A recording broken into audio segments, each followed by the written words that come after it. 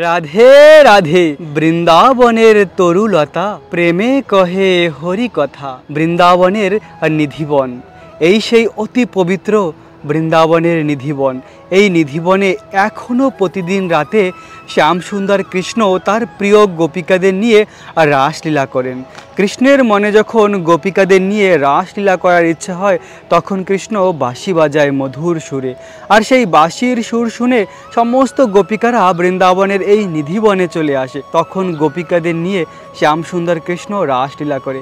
গোপিকারা হলো এই জগতের সর্বশ্রেষ্ঠ ভক্ত।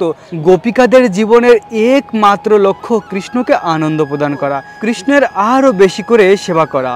তাই তো গোপিকারা হয়েছে এই জগতের সর্বশ্রেষ্ঠ ভক্ত। আর শ্যামসুন্দর কৃষ্ণ ভক্তবৎসল। কৃষ্ণ তার প্রিয় গোপিকাদের অনন্ত আনন্দ প্রদান করে। এখনও প্রতিদিন রাতে এই স্থানে গোপিকাদের নিয়ে কৃষ্ণ রাসলীলা করেন।